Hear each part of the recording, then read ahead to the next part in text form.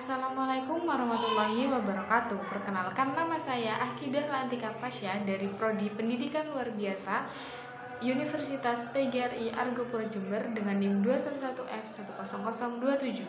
Pada video kali ini saya akan menjelaskan materi tentang jenis-jenis anak penyandang masalah sosial dengan penyalahgunaan narkotika dan psikotropika.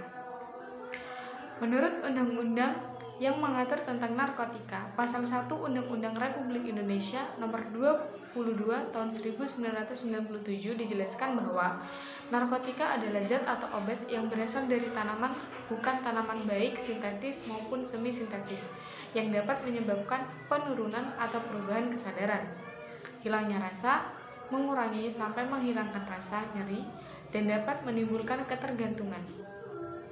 Menurut Undang-Undang Nomor 5 Tahun 1997,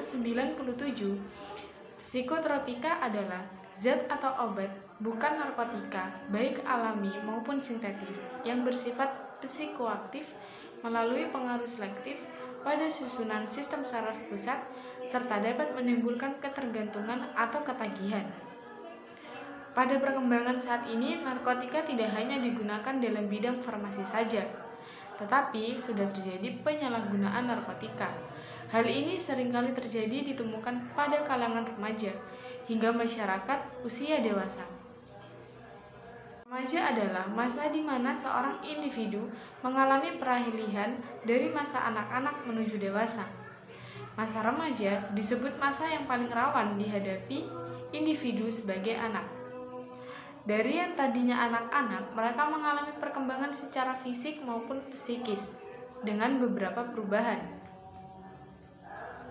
Perubahan fisik seperti tinggi badan, berat badan, dan lain-lainnya. Ketika psikis, pasti berpikir dengan pola pikir anak dari menuju dewasa itu berbeda. Orang tua yang memiliki anak tentu akan menghadapi hal ini dikala membesarkan anak mereka. Anak yang beranjak remaja akan mengalami perubahan sesuai pertumbuhan moral seorang anak.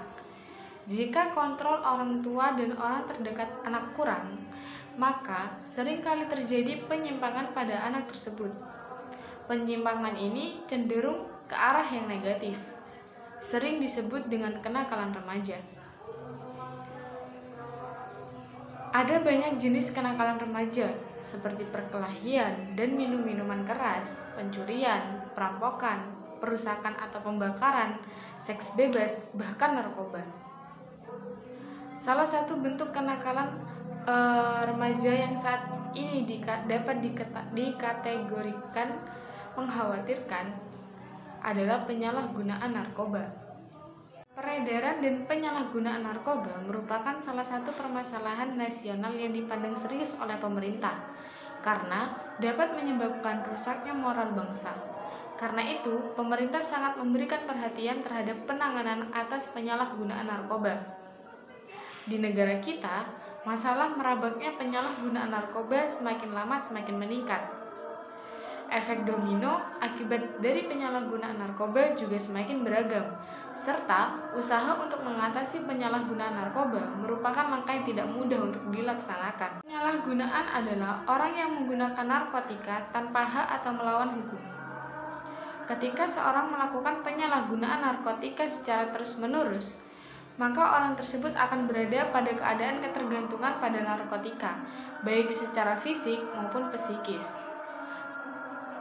Jadi, ketika mereka mempunyai masalah itu, mereka bukan menyelesaikan dengan akal sehat. Jadi mereka menyelesaikan dengan cara narkotika, meminum minuman keras. Jadi menurut mereka dengan mereka melakukan hal itu tuh masalah mereka tuh selesai karena mereka merasakan tenang dan ketagihan. Ketergantungan narkotika adalah kondisi yang ditandai oleh dorongan untuk menggunakan narkotika secara terus-menerus dengan takaran yang meningkat agar menghasilkan efek yang sama, dan apabila penggunaannya dikurangi atau dihentikan secara tiba-tiba menimbulkan gejala fisik dan psikis yang khas. Penyalahgunaan narkotika dan psikotropika pada anak dan remaja disebabkan oleh beberapa faktor, yaitu yang pertama adalah faktor kepribadian, kurangnya pengenalan diri, orang yang coba-coba menyalahgunakan narkoba biasanya memiliki sedikit pengetahuan tentang narkoba, bahaya yang ditimbulkan, serta aturan hukum yang melarang penyalahgunaan narkoba. Konflik individu atau emosi yang belum stabil. Orang yang mengalami konflik akan mengalami frustasi. Bagi individu yang tidak bisa dalam menghadapi penyelesaian masalah, cenderung menggunakan narkoba. Karena mereka berpikir keliru bahwa cemas yang ditimbulkan oleh konflik individu tersebut dapat dikurangi dengan mengkonsumsi narkoba. Terbiasa hidup senang atau mewah. Orang yang terbiasa hidup mewah kerap berupaya menghindari permasalahan yang lebih rumit. Biasanya mereka lebih menyukai penyelesaian masalah secara instan atau membutuhkan waktu singkat, sehingga mereka memilih cara-cara yang simple yang dapat memberikan kesenangan melalui penyalahgunaan narkoba yang dapat memberikan rasa euforia secara berlebihan. Yang kedua adalah faktor keluarga. Kurangnya kontrol keluarga, orang tua terlalu sibuk sehingga jarang mempunyai waktu untuk mengontrol anggota keluarganya. Anak yang kurang perhatian dari orang tuanya cenderung mencari perhatian dari luar. Biasanya, mereka juga mencari kesibukan bersama teman-temannya. Kurangnya penerapan disiplin dan tanggung jawab. Tidak semua penyalahgunaan narkoba yang dilakukan oleh remaja dimulai dari keluarga yang broken home. Semua anak mempunyai potensi yang sama untuk terlihat dalam penyalahgunaan narkoba. Penerapan disiplin dan tanggung jawab kepada anak akan mengurangi resiko anak terjebak ke dalam penyalahgunaan narkoba. Anak yang mempunyai tanggung jawab terhadap dirinya dan orang tuanya dan masyarakat akan mempertimbangkan beberapa hal sebelum mencoba-coba menggunakan narkoba. Yang ketiga adalah faktor lingkungan. Masyarakat individualis, lingkungan yang individualistik dalam kehidupan kota besar cenderung kurang peduli dengan orang lain. Sehingga setiap orang hanya memiliki permasalahan dirinya tanpa memperdulikan dengan orang sekitarnya. Akibatnya, banyak individu dalam masyarakat kurang peduli dengan penyalahgunaan narkoba yang semakin meluas di kalangan remaja dan anak-anak. Pengaruh teman sebaya. Faktor lingkungan dari teman sebaya merupakan faktor risiko tertinggi penyalahgunaan narkoba pada remaja.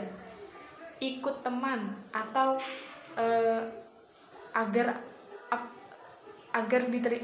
aku diterima di pergaulannya dapat memicu remaja untuk memulai mencoba narkoba hingga kecanduan. Dan yang keempat adalah faktor psikologis. Remaja yang mengalami stres berat, gangguan perilaku atau masalah psikologis seperti depresi dan gangguan cemas lebih beresiko mengalami kecanduan narkoba. Bagi mereka, mengkonsumsi narkoba bisa menjadi salah satu cara atau bahkan solusi terbaik untuk mengatasi berbagai masalah yang sedang mereka hadapi. Yang kelima yaitu faktor genetik. Faktor keturunan juga menjadi salah satu faktor risiko penyalahgunaan narkoba pada remaja. Seorang remaja berisiko besar menjadi pecandu narkoba jika ia memiliki orang tua atau saudara kandung yang juga mengalami kecanduan narkoba atau alkohol. Rasa ingin tahu juga bisa membuat remaja penasaran untuk mencoba narkoba. Hingga akhirnya mereka menjadi seorang pecandu. Penelitian menunjukkan bahwa mencoba narkoba pada usia muda akan meningkatkan risiko menjadi pecandu di kemudian hari.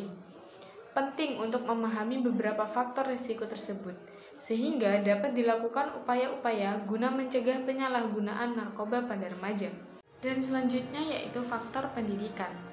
Pendidikan adalah pembelajaran dan pengetahuan. Penyalahgunaan narkoba sekarang banyak terjadi pada kalangan remaja maupun anak-anak. Mereka harus diberi pengetahuan tentang bahaya mengkonsumsi narkoba dan bahaya apa sih dari penyalahgunaan narkoba. Contohnya saja ketika kita mengkonsumsi alkohol. Setetes alkohol yang masuk ke dalam tubuh kita itu dapat merusak ratusan sel saraf yang ada di dalam tubuh kita. Lalu, bagaimana jika kita mengkonsumsi alkohol secara berlebihan? sudah jelas sel saraf di dalam tubuh kita akan rusak dan itu sangat berpengaruh dalam fisik dan kesehatan kita.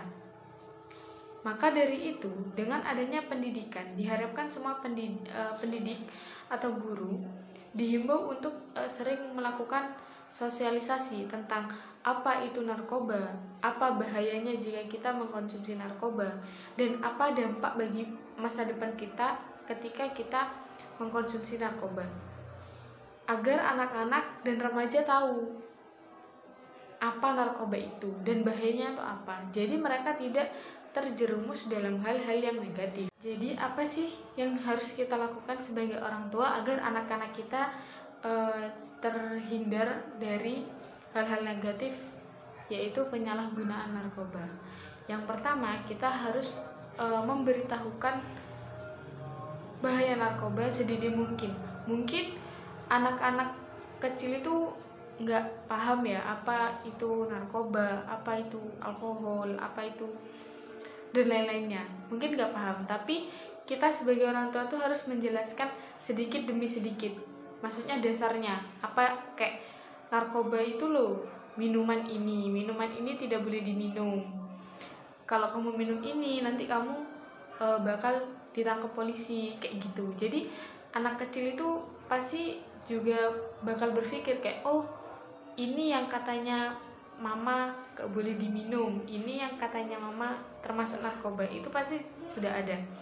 Dan yang kedua, kita harus membantu mereka tuh mencari potensinya mereka. Jadi kita tuh harus mencari bidangnya mereka tuh bisanya apa, musik, tari atau apa, itu kita harus menemukan bakat mereka agar mereka tuh fokus ke bakatnya mereka. Jadi ketika seorang anak punya senang bermain musik, jadi kita sebagai orang tua tuh harus memediakan mereka tuh musik, seperti meleskan dia musik atau gimana gitu, biar mereka tuh fokus dengan hobinya dia tanpa mereka memikirkan berteman dengan anak-anak yang negatif dan terus ikut-ikutan narkoba seperti itu. Dapat disimpulkan, permasalahan sosial itu bukan hanya permasalahan tentang kemiskinan atau apa, tapi banyak, yaitu kemiskinan, westernisasi, terus penyalahgunaan narkoba, itu juga semua termasuk dari permasalahan sosial. Bagaimana cara kita mengatasi permasalahan sosial? Ya seperti itu tadi, kita harus mencari akar permasalahan yang sedang kita hadapi. Jadi kita tidak boleh menghadapi masalah itu dengan cara menggunakan narkoba. Jadi serasa kita berpikir kayak kita punya masalah, solusinya cuman narkoba. Ketika kita menggunakan narkoba, masalah kita akan selesai. Tidak. Dan yang kedua, kita harus mencari solusi terbaik.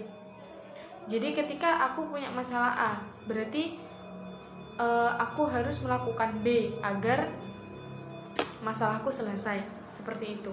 Dan juga permasalahan sosial ini dapat dicegah dengan kita saling menjaga interaksi antara orang tua, teman, dan orang-orang terdekat kita.